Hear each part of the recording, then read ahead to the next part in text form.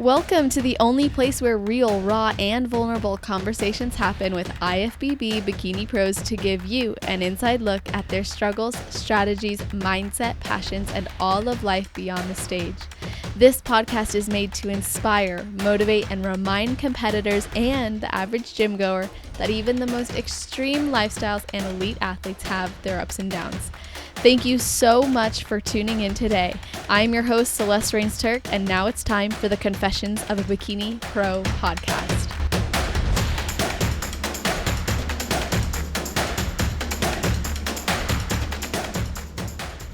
Today's guest is proving to us that at any age, at any time, and with any other obligations, you can still prioritize yourself. She is a mother of two and has 3 fur babies as well, living in sunny Florida after years of the Michigan winters and priding herself as a natural athlete. This competitor started her journey in the NPC in 2019 and just went pro in October of 2020 at Teen Collegiate and Masters Nationals, winning first in her Bikini Masters over 50 class and second in Masters over 45. Welcome to the show, Tina Denoff. How are you doing?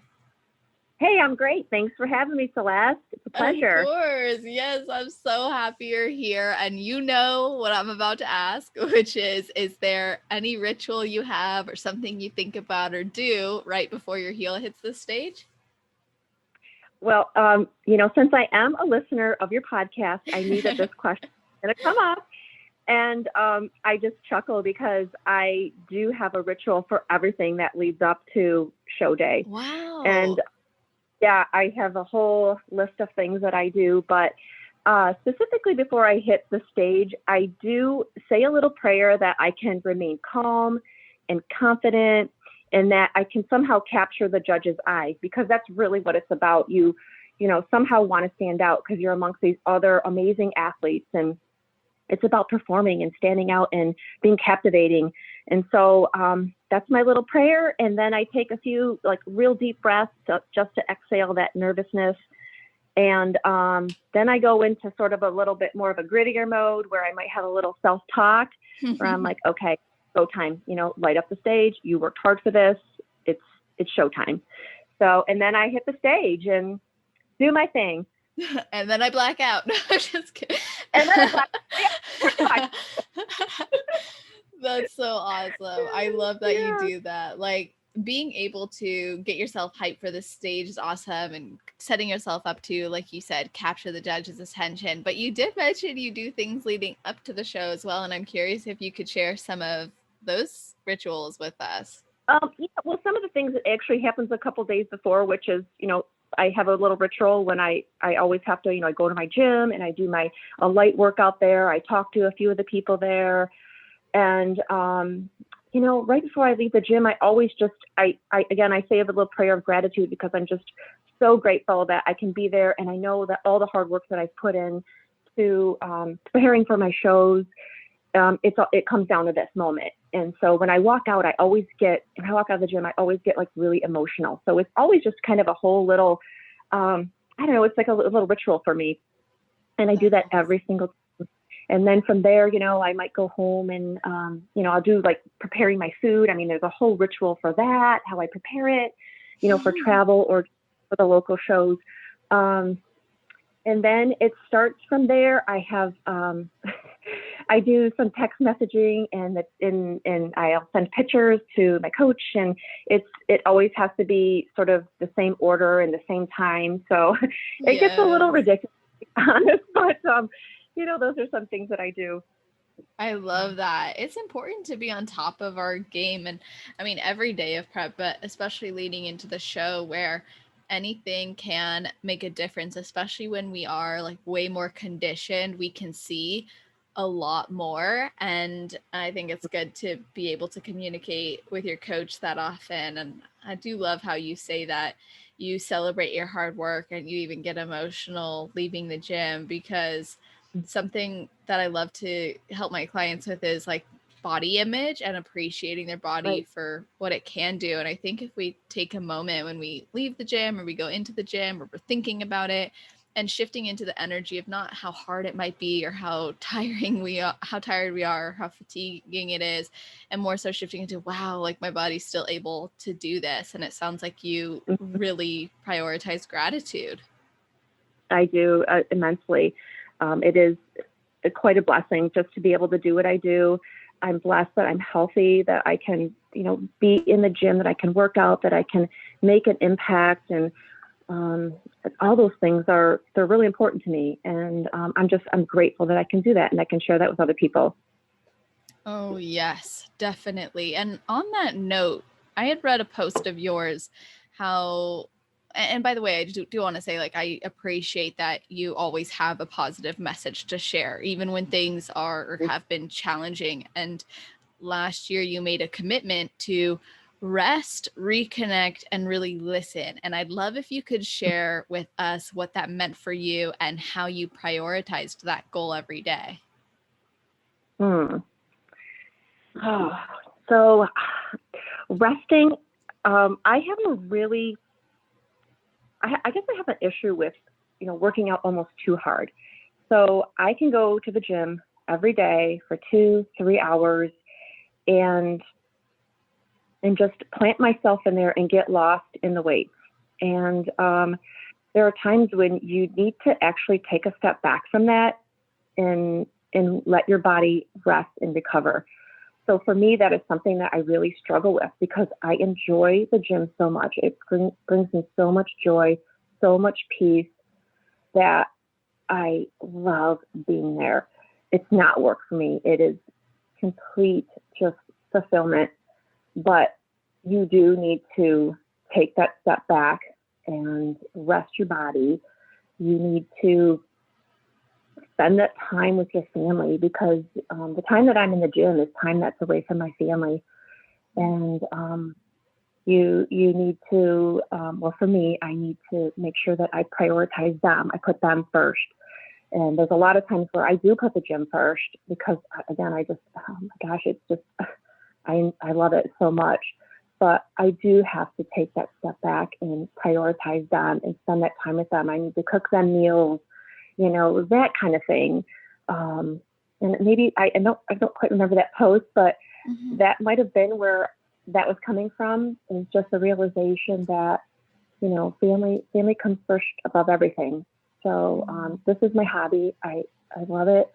I love everybody that I've met through it. I've been very blessed by it, but my family is and has always been my priority. So I guess that's probably maybe where that post was coming from. So yeah, I hope I answered that. No, well. you really did. Because I wanted to talk to you actually about your family and this lifestyle as a whole. But before we do that, had you always been living this lifestyle, or was this like new to you and your family? Well, no, I have not always been living this lifestyle. It actually happened by accident. And when I say accident, I mean a real accident. Yeah. I was ice skating, and this is going back from like January of 2017 on New Year's Day. And I was ice skating and I tore my ACL. And so prior to that, I was a former runner. I did a bunch of half marathons. I actually did a full marathon at one point. And I love the whole runner's lifestyle, the runner's high. Like I felt that every time I ran. And I had my whole group of people that I ran with. And after I tore my ACL, my surgeon said to me, I'd rather you not run anymore. And he said, there's other things that you can do to stay in shape. And that was crushing to me. I loved running so much. And for him to tell me that I couldn't do it anymore, I remember walking out of his office and I was in tears. I'm like, oh my gosh, are you kidding me? I cannot believe this, and that's kind of really what led me to this lifestyle. Because after that moment, after I had torn my ACL, it was really a hard recovery for me. And at the time I was 47. They had taken part of my hamstring to recreate my new ACL. And the recovery was brutal. It was, I've had 2 kids naturally and nothing compared to that ACL surgery. Wow. it was hard on me, and I started gaining weight quickly again because I was a runner. I had that long, lean body, and here I was sitting, weeks and just sitting in bed, icing my leg day after day. And a couple months after that, we took a trip to San Diego, and that was really like instrumental for me because we were in San Diego. We're at the San Diego Zoo, and I remember walking around there, and my leg just was so inflamed, and I could hardly walk, and I had to go back to the hotel and ice my leg. And I thought, this is not me. I can't do this anymore. I need to figure this out. And so we came back to Michigan, and I ended up Googling like an anti-inflammatory diet. And I discovered a few things on there. And I'm not saying this is for everybody, but this is kind of what worked for me. And I had already known I had some food intolerances. So I, I, I cut out all dairy. I cut out wheat. I cut out processed sugar. And I just started seeing my body kind of changing after that. And I felt better. And, I had a workout room in my basement, and I started kind of just working out my upper body, just doing whatever I could, and I noticed some changes in my shoulders and in my biceps. I'm like, wow, this is really cool. I didn't work my lower body a whole much, and I was still in physical therapy at this point. But, I was doing what I could with my upper body. And now, fast forwarding, 5 months later, I was, feeling really great. My body was changing, responding really well to the new diet that I was on and the weights that I was lifting. And I decided to join the gym and hire a trainer. And that was just, my body really took off from there. He was fantastic. He worked with me to help regain my strength and stability. And we did all kinds of, workouts like stability ball training. We did, like ball slams. We did some light cable workouts, and my body just responded really, really well to that. And I enjoyed it so much that I started going into the gym on my own. It was just a place where I, just loved being, and I loved being around those people. And so I just started feeling good about myself again. The weight was coming off. I had some definition in my body. I had energy again, and I trusted my leg again, because prior to that, I was on crutches for a long time, and my physical therapist was like, listen, Tina, you got to get rid of these crutches. And I'm like, nope, I don't trust this leg. I'm going to fall down. And he's like, you're going to have to get rid of them eventually. And I was just scared to walk on it. Mm-hmm. So this trainer just really helped me to regain that confidence again. And I was feeling great. Then I was on my way to the gym one day, and I received a phone call. And the phone call was that my mom had passed away suddenly in the middle of the night. So that really floored me. I was not prepared for that moment. And I had spent the next week after that, I was planning her funeral, clearing out her house. And to me, that was probably one of the hardest and lowest points in my life. So I really struggled with all that. And sorry, this is really hard for me to talk about. But so I did force myself to go back to the gym after that. And my gym was just a wonderful place to be. Everybody there is just so loving and supportive. And I planted myself there. And, it's really hard to be sad there, because there's a bunch of 20-year-olds there. And let me tell you, they don't let you be sad. I mean, they're just so full of energy and so full of just life. And, there's no time to be sad. They're going to pick you up, and they're going to be like, hey, I did this weekend, or, I got to do this at work, or, and, you just sit and listen to them. So it kind of shifts, you shift from being so, sad and self-absorbed to listening to them, and to listening to, their issues and trying to help them. and and in return it helped me, you know. So I've been very blessed by my gym and the people there. So again, I just planted myself there. Every day I would go there.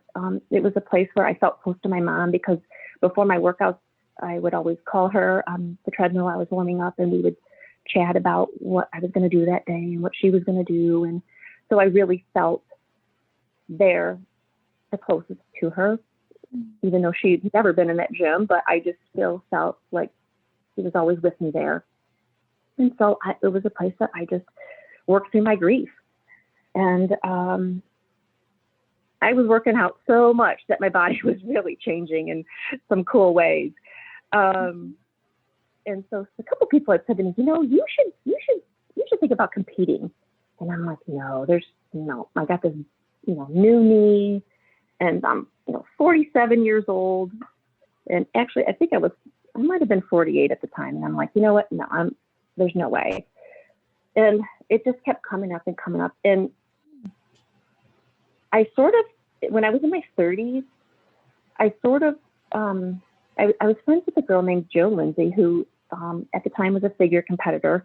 And Jill was someone that I just really respected immensely.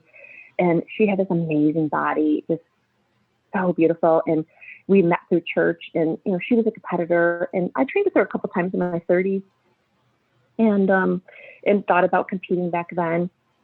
But, life just, my kids were more demanding, and they were young at the time, and I really needed to be there for them more than I needed to be in the gym at that point. So I decided that, maybe it's time now. Even though I'm kind of older, maybe it's time now. So I reached out to a local online prep coach, and we met, and he took a look at me and said, yep, you're bikini, not figure. So doable. So we started right away. We hit the ground running, started, with workouts, and the workouts were very different from what I was used to. They were more sort of like powerlifting movements, if you will. We were doing a lot of, barbell squats and deadlifts and that kind of stuff, heavy lifting. And I loved it. I just soaked it all in. And, but again, we did start from the very bottom. I didn't even know what a macro was. Mm-hmm. And he was like, yeah, you're going to count, we're going to do macros, and you're going to measure your food. And I'm like, wait, what? What's a macro? I had no clue. I really had no clue what a macro was. And I can remember asking him, like, is there any other way to do this? Because I'm not grasping this. And he was like, nope, you'll figure it out. You'll be okay, And now I can basically do it in my sleep. But it was a learning curve for me, for sure. So with that, we started preparing. I think I started my prep for my show. I started in January, and we had like a 12.5-week prep, which led me to my first regional show, which was right in my neighborhood. It was literally at my kids' high school. So that was kind of cool, because I was, that is familiar cool. Yeah, it was really cool, because I was familiar with the venue, and familiar. A lot of people were there that I knew. So that was good and kind of bad, because my first show was really, it was cringeworthy, Celeste. It really was. I think all of ours were. Oh, I can't even look at the videos or anything from that day. Nope. Oh, no. No. No, thank you. Oh, boy. Oh, but, I mean, you got to start somewhere, right? Yes. And so everybody was there in the crowd. Everybody was there in the crowd. And actually, that particular show, oh, my God, talk about cringeworthy. So they're calling out the top, the first call outs, the top 5. And gosh, Celeste, I was so nervous. I just remember trembling on stage. Wow. And so they call out the first, top 5, and I think they call my number. And so I go to take my place, top 5, and they didn't call my number. It wasn't my number. Oh, no. So did they take the crane and pull you off? Oh God, it was so awful. Like all my people there were like, oh no, oh no, no, no, no, no, no, no, no, no. And so I ended up, kind of gently going back to my spot, but they're like, oh no, no, no, we're gonna call you. It's okay, just come forward. So it did Oh, work that out. makes it almost even worse. Oh, it was bad. So to this day, like everybody still makes fun of me because of that. They're like, oh yeah, here you were just strutting your stuff like, oh yeah, I belong there. Oh man. Well, It was, yeah, it was terrible. But with every show, you learn, you live and you learn, right? yes. Yes, Keep your ears so open. true. Keep your ears open. Although I did not learn that at my national show. Yeah, we need to talk about that because now I'm like, is there a theme here? Because like when I was told to reach out to you is because of this story that you're about to tell. Oh So dear Lord. please share it with us. Oh, my story. Oh, okay. Yeah. So yeah, I don't think cringeworthy in terms of bikini competitors. And this one takes the cake right here. So, okay. North American. Yeah, let's go. In Pittsburgh. Let's go. Yeah. I had a, gosh, I don't even know where to begin with the story other than it was just, it was ran differently because of COVID, and that's not an excuse at all. The leading up to the show, actually, how I was telling you, oh, I have a ritual for everything. Yes. My ritual was thrown off schedule. Okay, I didn't follow through with my ritual, so right there, I've already had like a black mark, and everything, nothing went right for that show, Celeste. I mean, absolutely nothing, and a lot of it was my fault. And honestly, I don't even have answers for it. I'm like, what happened here? How did this even happen?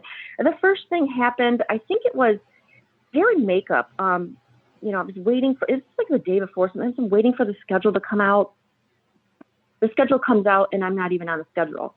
So I, message them. I'm like, hey, I'm not on the schedule. Okay, yeah, we'll put you on. We'll email you. Okay, fine, great. So that was kind of like one little thing. Okay, no big deal. Wait, like your name or like your class? Like my name wasn't even on the schedule. Oh, they were doing it names on the schedule. Oh, okay, got it. Yeah. Yeah, so there's a hair and makeup schedule, and my name wasn't for hair and makeup. For some reason, I was thinking you were at hair and makeup and you weren't seeing your name on the show list. I was like, they're doing a show list name. Now I'm following. Okay, Yeah. so you weren't on for hair and makeup. Correct. So I'm like, oh my gosh, okay, this is weird, but okay. So, email them and then we get it corrected. And so I arrive in Pittsburgh. My best friend and I, she's at every show. She's my person. She's my right-hand man. And honestly, she does this right along with me. And I couldn't do it without her. She's just absolutely amazing. So there's no audience at this show, and no coaches are allowed backstage. And so my family doesn't come to the show. They're going to stay home and they're going to live stream it. And Monique's going to go. Monique is my best friend. She's going to go with me. And so we arrived in Pittsburgh, and we arrived just, during check-in. And check-in was crazy. I mean, there were so many athletes there. The check-in line literally wrapped around the entire, and I guess it was my first national show, so I didn't know what to expect. It was just so different than the local shows. So again, just so many people, and I was like, wow, this is absolutely crazy. So I'm standing in line, and the line is so long, and I finally get to like the front of the line where they take your temperature, and then they're like, okay, you can go upstairs now and you check in. And the guy's like, hey, you got your bottoms on, right? I'm like, wait, what do you mean? I need to have my bottoms on? He's like, yeah, you got to have your bottoms on. You need your bottoms on. Wow, they were actually checking it there. Oh, yeah. They were checking. Have you had to have yours checked before? No. Yeah, me either. I had no idea what to expect there. So, and had I read the paperwork that, comes along with registration, I may have seen that in there. But of course, I didn't read it. So read the instruction manual. But I don't have for that. No, I mean, I know. it's really important that you read these things, especially if it's your first national show. You've got to read the registration Yes. forms. So, okay, lesson learned there. So, Monique runs up to the room and she grabs my bottoms. I get my bottoms and they let me through, and I go to the bathroom, put my bottoms on, and, they check it. Yeah, you're fine. And then I go to check in, like just to, you have to pay or whatever. And he's like, okay, cash. And I'm like, wait, I don't have cash. Can you take credit card? He's like, nope, no credit card. It's cash. Oh boy, these, they're like $250 a piece to, per class. And I was doing Right. 2 classes. I did not have that cash on me. Yeah. Nor am I going to find an ATM either that I can get the cash out of. So, I'm like, what in the heck am I going to do? I don't have this cash. Well, we had friended some girls that were in line, in that long line that we were waiting in. And one of the girls saw me standing, outside, and she's like, is everything okay? And I'm like, oh my gosh, I forgot my cash. And she goes, well, and I said, and they won't take credit card. And she said, well, I'll just Venmo you the money and you can just, whatever. And so she Venmoed me the money. And it was just, I was just blown away by her kindness, or I Venmoed her. She paid me the Okay, cash. I was Sorry. like, wait. Sorry. So she gave me the cash and I Venmoed her the money. And I was just so blown away by her kindness and her willingness to help me. And it was so sweet. So, we took care of that. And I think that might've been it. Oh no. So then it gets even worse. So then, I still haven't eaten, and, you're on your food schedule. And then I know that my coach was there, and I just assumed that my coach was in the same hotel as me.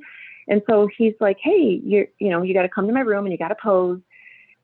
And I'm like, okay, yeah, I'll be there. And I thought I had a little bit of time to go to his room since he was in the hotel. And then I look and I'm like, wait a minute. He sent me the address. So that means he's not in the hotel room. Oh my gosh. He's not in this hotel. So now I have to get my car out of valet. I'm running late. And I grab my car and I can't find the hotel that he's at. And then I finally find it. I can't find parking. I finally get up to his room, and then I forgot my heels. I mean, it was just one thing after another. It just, I can't even explain Did it. you It was cry just at so all? I think I would have No, cried. not that way. I would have been No, stressed. I was stressed, but I didn't cry. I was like, this is no big deal. This is, again, when my mom passed, it put a lot of things into perspective. So, those little things that happen, I can handle those things. It might be stressful, but I'm not going to cry over it. It's like, I got this. So everything that came my way, I was handling, and Monique and I were handling together. And so then, the morning comes, and we wake up, and I'm feeling pretty refreshed. And I'm like, wow, it was like 6 o'clock in the morning or something. And I'm like, yeah, I got my hair appointment coming up. And Monique looks at the schedule and she goes, oh my God. And I'm like, what? She goes, you missed your makeup appointment. I'm like, what? Oh my God. Yeah. So on the schedule, the hair and makeup schedule, there's a top portion and there's a bottom portion. So the night before, we only looked at the top portion, which said my hair was at like 7 o'clock or something. I don't even remember the time. So my name there, but just for the hair. So we just assumed that was both. But if we would have looked underneath, we would have saw that makeup was underneath and my name was there, and it was way earlier in the morning, and we missed it. No. So that was another thing. And I'm like, okay, oh my gosh. And at that point, I kind of did flip out. I was like, oh my gosh. I remember just grabbing my coffee, and then we go to grab, I need to eat too. So we go to grab my eggs out of the refrigerator, and they're frozen. Of course. I'm like, oh my gosh, this cannot get any worse right now. So we, I went to the hair and makeup people, and they were so gracious, and they were like, no, it's fine. We'll work in. So I'm there getting my hair and makeup done. my coach is texting me and he's like, there's like a pre sort of athlete meeting, here in the lobby. Where are you at? I'm getting my hair and makeup done still. So that was a little, and then I'm like telling these people, like, can you hurry it up a little bit? Cause I gotta go, Yeah. And so yeah, that was a little stressful too. So that was kind of everything leading up to it. It just was one thing after another. And I really, Celeste, only have myself to blame that I don't know. I don't know. I just wasn't prepared for it. I thought I had all my ducks in a row and I didn't. And, and I just wasn't prepared for it. I wasn't prepared for all the things that came along with the national show. And my body might have looked prepared, but everything else wasn't. So the show was not in the hotel. It was, like a block or something, like a block down in a tent. And so I was kind of excited about that, only because I knew there wasn't an audience there. And I was thinking, wow, this is going to be really relaxed. I'm not going to be stressed at all about this. So I was pretty relaxed going into the show. So, I knew that it was going to be ran differently than most shows. Usually, you have your morning show and then, a couple hours later you have finals. This wasn't going to be ran that way. They were going to run it completely different. And how I thought it was going to run was different than the way that it was ran. So, I went on stage and I did my routine and I felt very, very confident. I had switched posing coaches. And my posing coach is Maria Robles she's the posing fairy, and she's absolutely phenomenal. And she did transform my stage presence. I felt so confident going on to that stage. And there was no nerves at all, and there's no audience there. You're just there performing for the judges, which is really cool. Yes. And yeah, it was cool. And I did my thing, and then they're doing the line whatever, and I end up getting center. So I knew that I had just gotten my pro card, and I was like, yeah, I did it, And I came off the stage. And I had a couple people congratulate me, and I ended up grabbing my phone and I text someone. I don't even know who I text, and I was like, yeah, I got center, I had no idea who it was. Threw my phone down, and there was a girlfriend of mine that was there. And I honestly thought I had more time before I needed to be back on the stage for finals. So I was talking with a girlfriend of mine who is in the master's class. So she's in the class below me. Yeah.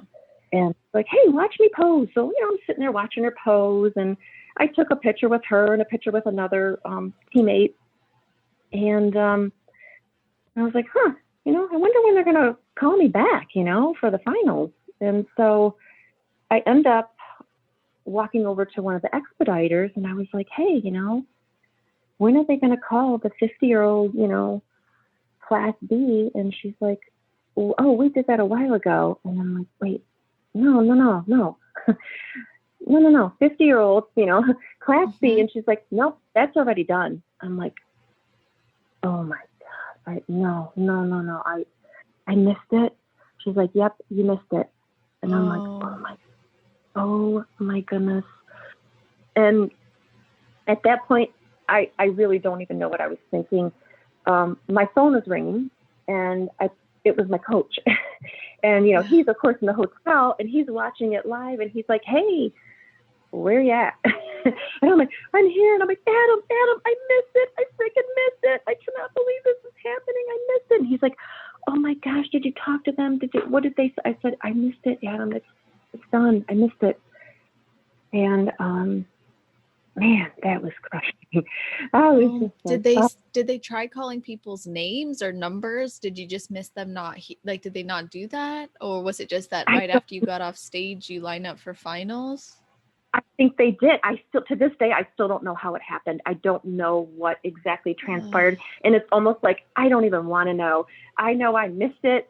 I think they may have called us back right away. Like right when we came off the stage, I think I needed to stay in that line and just get back in line and go back on stage is what I think what happened. And I didn't. I, was doing other things. And the other thing I was doing is because I figured I was going to have to go, for overall. And so I was like, I've never done this before. And although I have reviewed it with my posing coach, I still wanted to see how they did it, on stage. And so I was like, wait, I'm going to watch this real quick and see how this goes. So I was watching another class do their, do the, for overall. And I was just like, okay. Yep. I got it. Okay. That's what I got to do. Okay, good. And then I, went back and, by that time, I don't know, we were already called up and I completely missed it. And I missed it. And so now I'm freaking out because I was, in the center. Yeah, I was in the center. I missed the pro card. Yeah.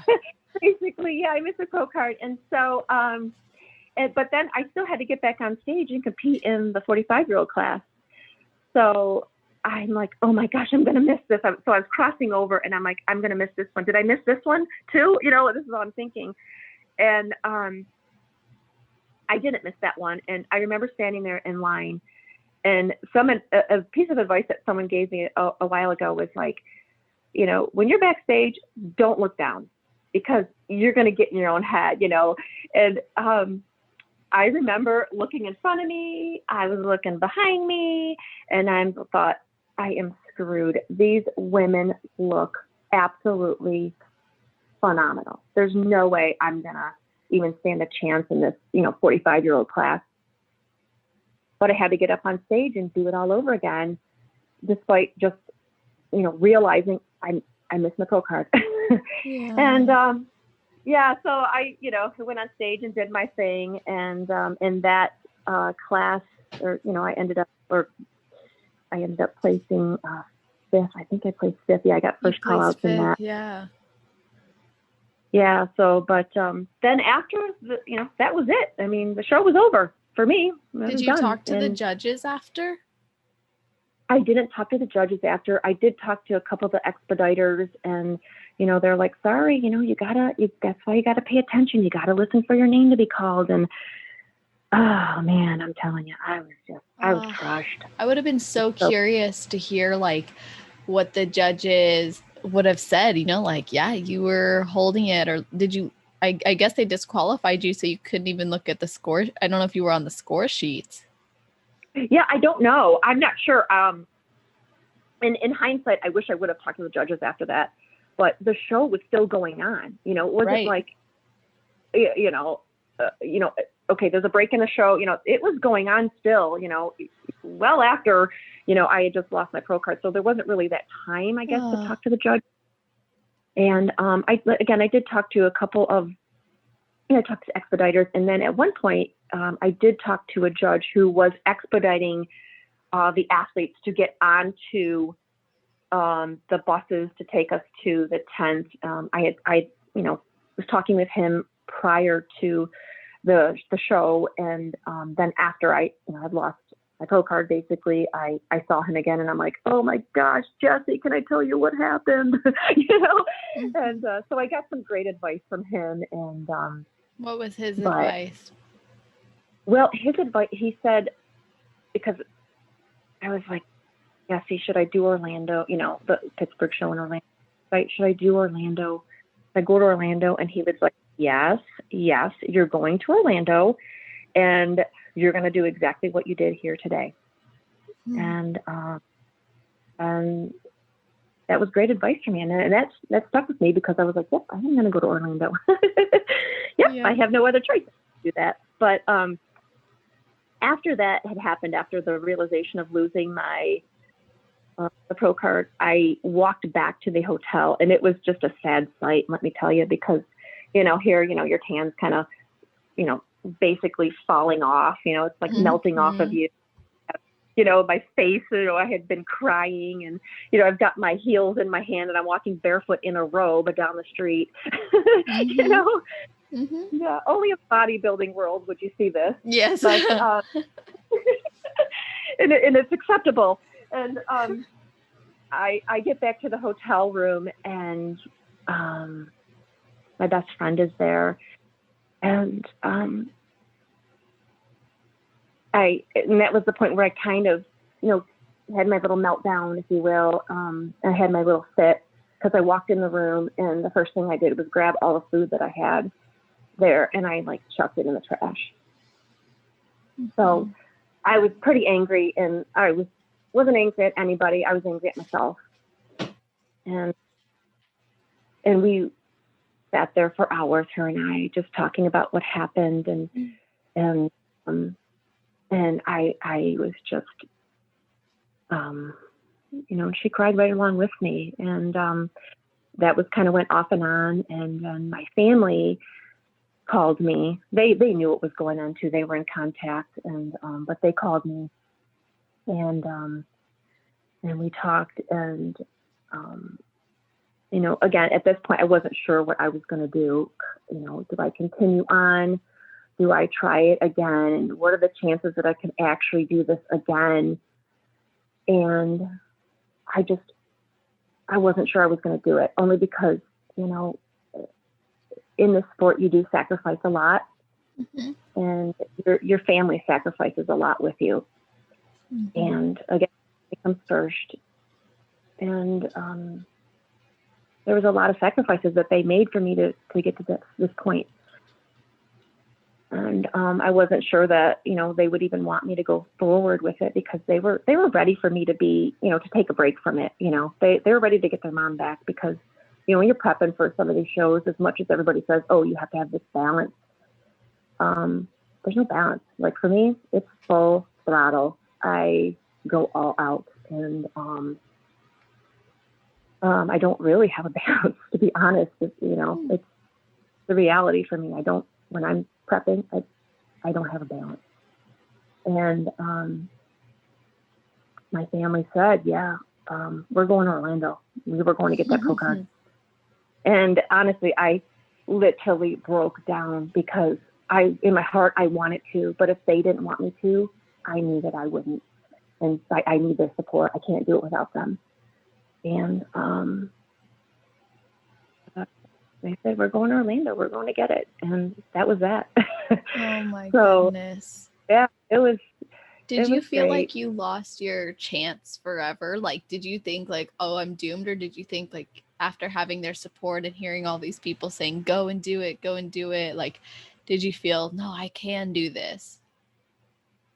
Uh, you know, I did think I could do it. I just had been in prep for so long, because, with everybody else, shows were canceled. I started my prep back in January for a March show. I was going to do the Dave Lederman Natural Ohio show, and that got canceled just 2 weeks out. And so I just remained in this holding pattern. And that was a long prep. Yeah.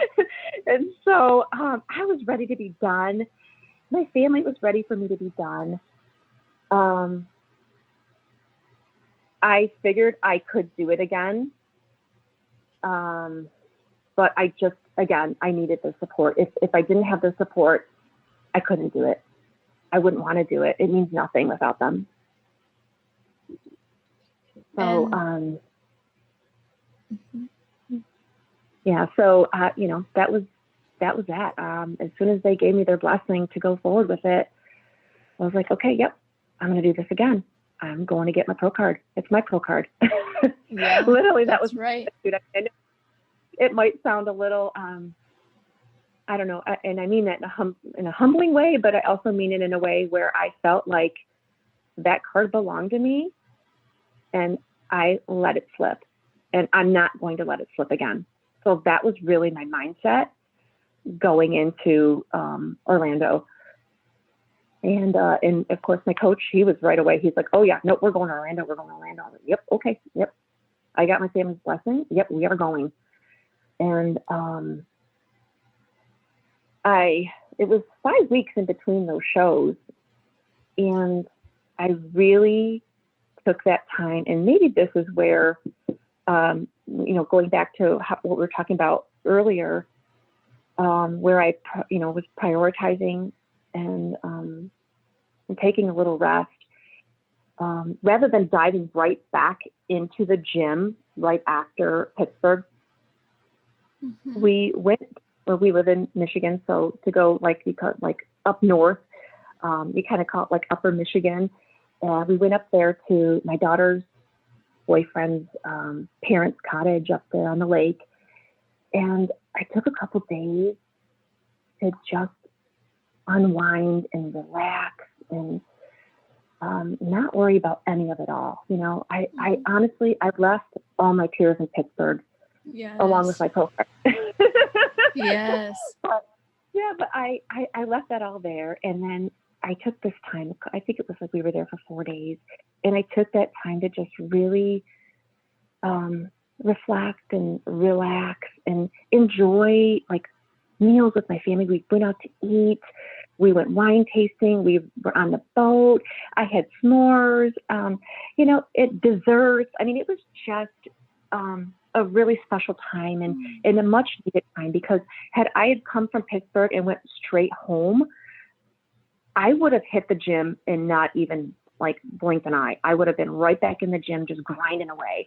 But my body really needed that, those couple days to just, okay, let's just hit the reset button here. You need to take a little break, just even for 4 days, and just, reset, refocus. And so with that, I came back home, and then I was ready to go. I was ready to go. I had nothing but tunnel vision after that. And it was like a mad tunnel vision, because I was still mad at myself for what I did. I was like, oh man, and not saying I beat myself up, but just, I'm not going to let this happen again, Yeah. Yeah. So, I went in the gym and I just was grinding it out. And I also did something, I went off social media. So that was like 5 weeks. And granted, I don't have a huge social media following. But I do have some people that follow my stuff. And so I just went ghost for 5 weeks. And that was something that I had to do just so that I could focus. I wanted to really focus. I'm going to Orlando and I'm going to win. And I just, again, practiced my posing, like perfected it. I'm like, my posing is going to be perfect. I'm going to practice my posing. I'm going to stretch. I'm going to go to the chiropractor. I'm going to get massages. I did everything. Mm-hmm. And it was fun after logging off social media, how much more time I had in the day to do all these things. Yes. And I didn't want any distractions. Orlando was my tunnel vision. It was just, full throttle. So that was my mindset. And, we ended up 5 weeks later going to Orlando. I don't know if you want to dive into this or not, but yeah, I mean, feel free to tell us what your mind was like, especially going into that show, knowing what happened last time. Like, how did you plan for success this time around, or to be prepared more? Oh, this time around, well, of course, my family's all in tow. Monique is with me, and Adam is actually going to be backstage with me. And honestly, everything was seamless. I mean, because now I've already done it once. I've already done all the, I've made all the mistakes you could possibly make. And now I know what to expect. I had my suit bottoms on. I had my cash. Yes. Yeah, exactly. So I had my food that, wasn't going to be frozen. I had the hair and makeup schedule. Monique actually took the schedule and she highlighted it all. She had it taped in the hotel room. Aww. I mean, she's the best, honestly. And so everything was seamless. And Adam was actually at the hotel. And so, and I had brought my shoes with me this time for my posing. Yes. And it was just, everything was perfect. It was absolutely perfect. And, they say that everything happens for a reason. And I just wasn't meant to get it at Pittsburgh. As Yeah. hard as I worked, it wasn't meant to be mine. And that's what I kind of took away from it all is, whoever got that pro card, you know what? They needed it more than I did. And, Mm. I was like, God bless her. She Do you needed it know more who than it I did. is? Like, have you talked to this person? I have not. I have not, although some of my friends may know who she is Yeah. because they, of course, have looked her up, but I have not. And but she was the one who got it that day, and it was not my day. But I ended up obviously in Orlando grabbing it again. So, That's but awesome. yeah, and I was a little nervous, because you never know who's going to show up at these competitions. So all you can do is just bring your best package forward, and I was like, gosh, I hope I can do this again. But at the same time, I was like, what are the chances of me doing this again? So Right. you just don't know. You just don't know. So yeah, but I was glad to finally get it. Yes, and and absolutely. if you were to ask me, like, okay, how did you feel at that time when you got it? I don't remember. I think I checked out at that point. I honestly, I don't remember. But what I do remember is, I remember my family being in the audience. I remember my best friend being in the audience. I remember Adam being in the audience. And then I remember coming off of the stage and Adam being backstage and running up to me and just like hugging me and like, yeah, hell yeah, yeah. And I mean, we were just so pumped and, like, okay, yeah, this is it. We did it, And Yes. yeah, that was a great feeling, and that's what I remember. And I also remember, like, after, the show was, I was completely done now, and I'm coming out from, the backstage, and there my family was, and they just all came running up to me and hugging me. And that to me that was everything. Oh, yeah. That's my pro card right there, is having my family there hugging me and just being so happy. And, that, that was a great moment. That is awesome. And you got exactly what you went for. And they believed in you. You believed in yourself as well. You were able to make it happen. You celebrated with the people you loved and who had helped you to get to that success. And like you said, really wasn't your time. You were meant to go earn it in a different way and go through those experiences and maybe even ask those questions like about the balance, about your family, about the commitment it takes to get there, and then to leave with the pro card must have been super rewarding. And I'm curious what you've been focused on now since earning it. Like, how's your improvement season looking? What are your goals now? My improvement season is looking pretty darn good. I did have a little minor procedure, which took me out of the game for a few weeks. I wasn't able to lift on my lower body, so my training has morphed. Honestly, like every week, it's been different because we've progressed.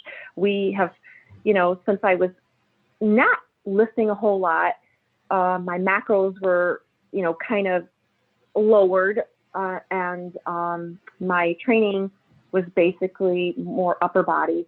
But each week, as I was healing, more and more was added, has been added on. And so right now I'm at the point where I'm able to lift like I normally lift, which is heavy and, no restrictions. And this week is really the first week that I've been able to do that. And it feels great. I'm like, oh yeah, I got, my macros increased and I'm lifting heavy again. And I know tomorrow I'm going to get another increase, which I'm pretty full. So I don't really feel like I could put any more food in my body, but yet I'm losing weight right now, even though I'm lifting Wow. heavier. So Yeah, I know he's going to end up increasing it Oh, for probably sure. tomorrow. hmm So, but yeah, I'm just so excited because I'm lifting like crazy and it just feels good. And so I have my sights set right now on my pro debut, which will more than likely be the Tampa Pro. Is Wow. what? Yeah, yeah. So I think we're going to do that, and then Pittsburgh Masters possibly after. Um, those are the only two that we really have lined up at the moment. So, and again, going into a pro show, I have no expectations whatsoever. It's not like Orlando where I was like, oh no, I'm going to get my pro card. Hmm. there, there's there's no expectations. And so there's no pressure, and I'm just excited for that. Yeah. You know, yeah, I'm excited to go do a show where I don't feel like I have to win. Hmm. I I'm going to just go and have a good time, see what I can do. That's So, awesome. yeah. That's such an exciting thing and a great feeling as well to know that you get to go into the show without that pressure, without that like chasing mentality maybe, or that kind of some of what was built up at your last show. And I just think that it's awesome too that now with your coach as well, you're increasing your food, you're killing it in the gym, and even after a procedure you are able to still make the progress you want to make. And now, I did see something on your Instagram that surprised me, and I was hoping you could talk about it, which is you had posted a physique update in December and you said it would be your last progress picture until you're cut. Do you mind sharing Yep. like your intention behind doing that? Yeah. I typically don't really like to share my physique as until my cut. And honestly, uh, it's just my own personal thing. I might share it where I'm in, shorts and a tank top or a sports bra, but I will not share my pictures where I'm in a bikini. Uh, when I'm in my improvement stage, it's just something that I don't really choose to do. But as I'm cutting, I will definitely share that journey. Maybe right as it begins, I may post one picture of my physique at that point, and from there, every couple of weeks I might post, but I typically don't post a lot anyways. I do post a lot Yeah. of stories. Yeah, I post a lot of stories, but I don't typically post just a post. And maybe I should be more active with that. I don't know, but yeah, I'll definitely post as I cut, but not before that. Yeah, I And was it's just not that curious like why that was. it's not that I don't love my body, because honestly, I love my body right now. I am really enjoying seeing it fill out, Mm-hmm. and there's curves, there's I don't know, it look healthy, and I feel great. So it's not that, I'm embarrassed of my physique at the moment. It's just, I don't know. I don't really choose to show all those bikini photos, I guess. And I usually only post my bikini photos if it's from a competition. I don't Yeah. typically, yeah, I don't typically post my bikini photos in my posing suit. So that was the last that post that you're referring to was in posing suit, and again that's my last bikini post that I'll do until it's and I'm thinking about it now. I probably won't even post again until it's at least like in my bikini until it is showtime.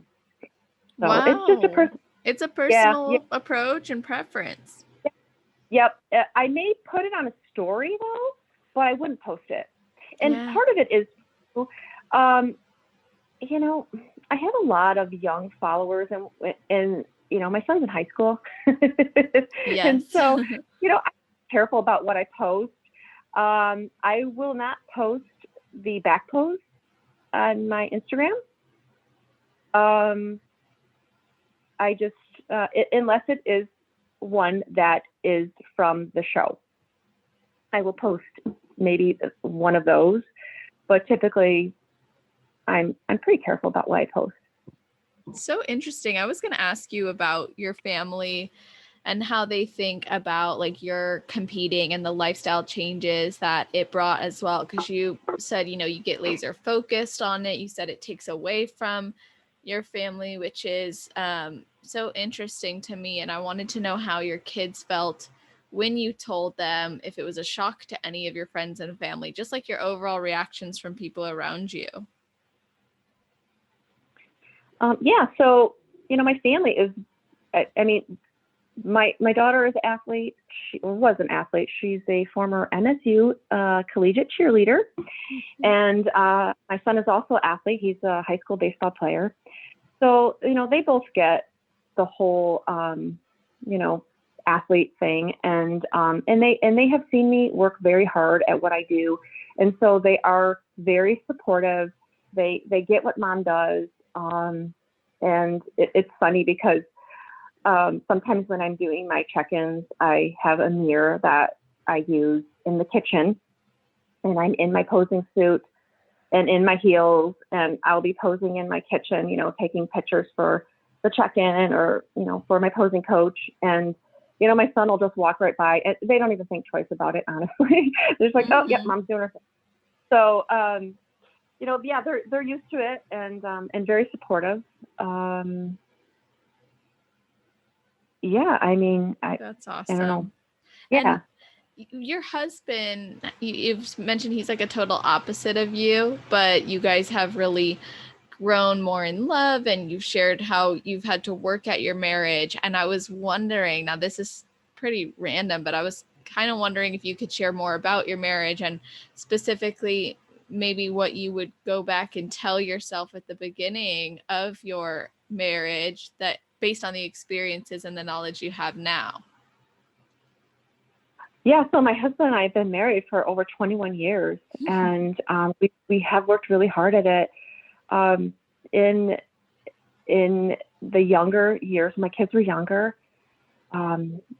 It was challenging only because the kids were so demanding. Both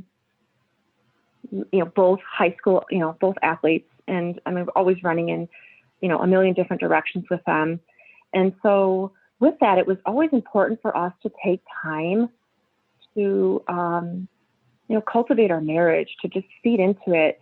And so we had date nights, and we still do actually. When the kids were little, every Tuesday night, him and I would go out, we'd hire a sitter and we'd go out just for like 2 or 3 hours.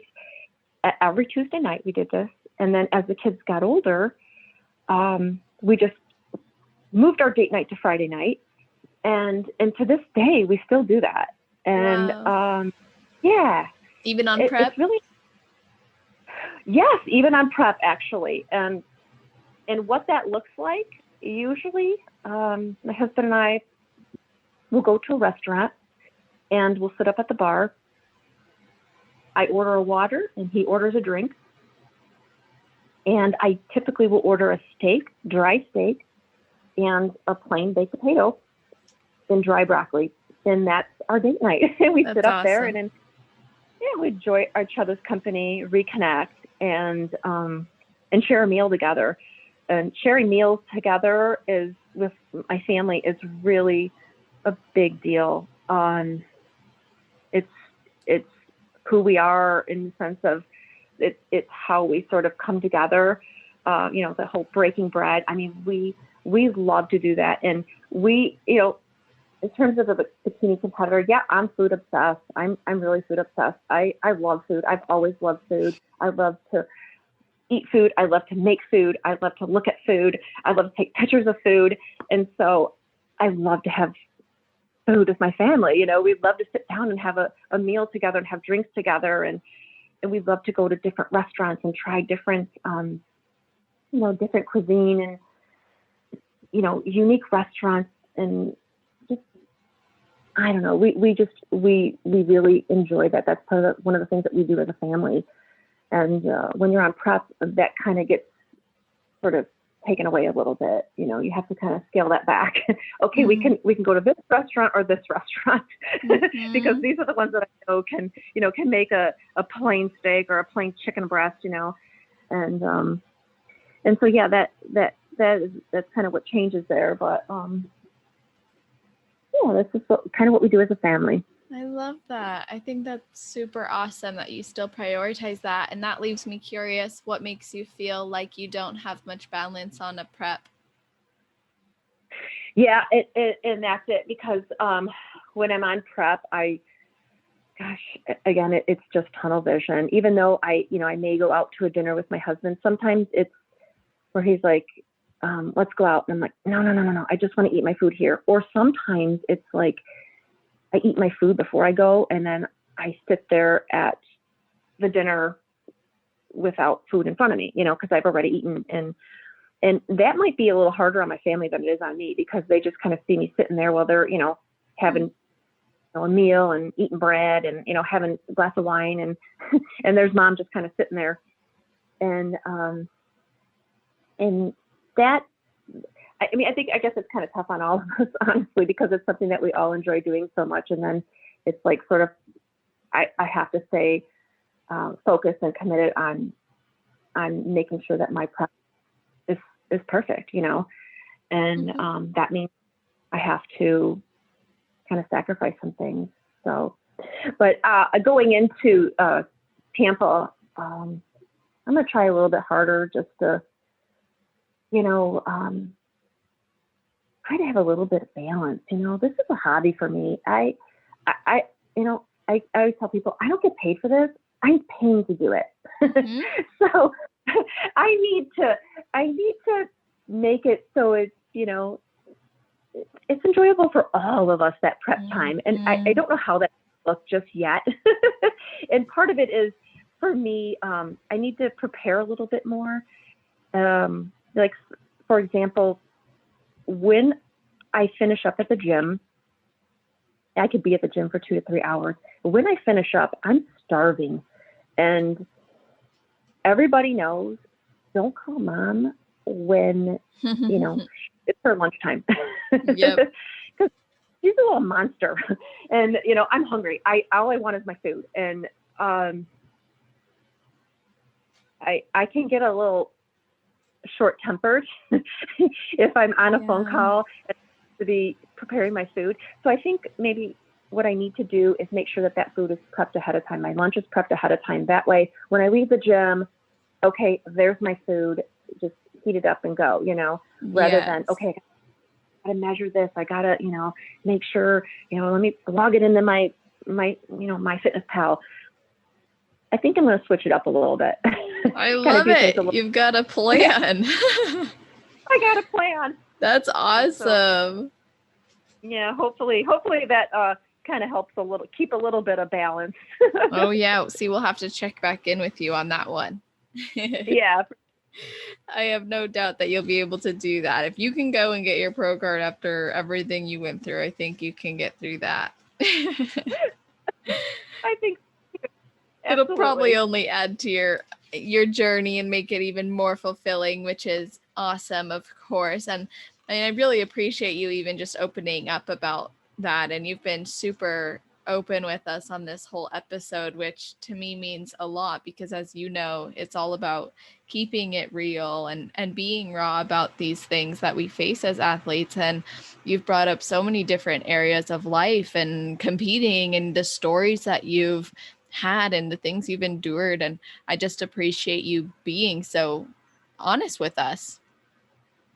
Thank you so much. Yeah, well, it's my story, and it is, some of it is kind of raw, and some of it is hard to talk about at times, but it's my journey. And I hope that with my stories, people can learn from it a little bit, maybe be inspired. I don't know. That's just, I actually don't mind sharing it. That's awesome. And, I love it when we walk away with lessons. So, I've got to ask you for your best advice for someone who's never competed before but wants to compete, and then your best advice for someone who's on their road to pro. I think someone who has never competed before and is considering doing it, I would say know that this is an extreme sport. It's extremely time demanding. It's extremely expensive. So you need to know why you want to do it. And whatever reason that is, just know why, because there's a point when you're in prep and it gets really hard. And like for me, it's usually right about that. And I had to clarify this with Monique. I'm like, there's a point in my prep when, I get wiggy. I'm like, when is that point? And she goes, that's usually 5 weeks out. you get a little wiggy. And so, you have to know what your reason why is, so that way it can kind of help you, stay the course. If you have a why, you'll be consistent and you'll be like, oh yeah, okay, yep, I'm going to go through this. This is hard, but I'm going through this because of, whatever reason, right. And I think that is really important. And secondly, I would say to someone who's considering competing, make sure you get with a great coach. Make sure your coach is reputable. There's a lot of good coaches out there. There's some not so good coaches out there. Make sure that your coach comes to your competitions. Make sure they're going to be there for you. Make sure they communicate with you. Make sure they're not going to destroy your hormones. Follow some of the pros. See who their coaches are. Listen to, Celeste's podcast and that's the best. No, I'm just kidding. Figure out who those coaches are that, the athletes are using. And a lot of times, still it could be word of mouth in your gym, just do your research, do your digging, and get with a good coach. Yeah. And then my advice for someone who's on the road to their pro card, which I have a few friends who are, I would say just, stay focused, keep at it, don't give up on it. If that's truly what your goal is and truly your heart's desire, life's too short. Go after it. Keep going after it. You're almost there. Go for it. And also, whatever the judges tell you, because at this point, if you're doing like national shows, that you need that judge's feedback. Take that judge's feedback and run with it. Do what they tell you to do. They want you to build your glutes. Get in the gym, build your glutes. They want rounder shoulders. Go, build your shoulders. So I think it's, taking that advice. And then thirdly is probably most important, your physique's there. Make sure your posing is there too. Posing is everything. And I know that you've interviewed so many people who say the same thing, but it really is, because you can have a girl who's got this fantastic physique, and then yours looks, pretty good, but maybe not as good as hers. But man, when you're bringing that posing and you're bringing that confidence on stage, the judges can see that, and their eyes are going to be glued on you. They're looking at you, and that's what you want. You want their eyes on you, and you just have to bring it with that posing, and get yourself a good posing coach and practice every day. And one of the things that I just learned at the Pittsburgh show, and I'm kind of mad that no one told me about this before, is I invested in a pair of the competition shoes that don't have the straps. And I use that for practicing my posing because they're so easy to slide on. You don't got to mess around with this, putting the straps on, and, because that takes a good 5 minutes or so for me, at least, because I can't really see the holes that well down there. So I just throw those little mules on, and they're the same as the competition shoes. They just don't have the straps. And, throughout the day, I'll see them and I'm like, oh, you know what? I'm going to throw those on and walk around in them, and I'm going to practice my posing. So it just makes posing practice that much easier when you have those. So that would be that's a tip. Love the tip. Love the advice. I think it's awesome that you've been able to take all of this away from your journey as a competitor and now come on here and share it with us. And like I said, it really does mean a lot to me. And I know it'll mean a lot to the listeners as well. So can you let everyone know how they can connect with you? Oh, absolutely. And again, there's nothing that I love more than inspiring people and helping other competitors and helping, people just starting out or people who have questions just about like, wow, how does this all work and how did you get started? And I really enjoy it. It's my hobby and I love sharing it with other people. So if you want to message me, you can find me at Tina Denoff _IFBB Pro. Awesome. Okay, I'm going to put that in the show notes page. And your story really is inspiring, and the way you show up is as well. So I appreciate your time here today. And to everybody listening, thank you guys so much for tuning in. And as always, I hope you have an amazing rest of your day, night, or morning, wherever you are in the world while you're listening to this episode. Just make it awesome.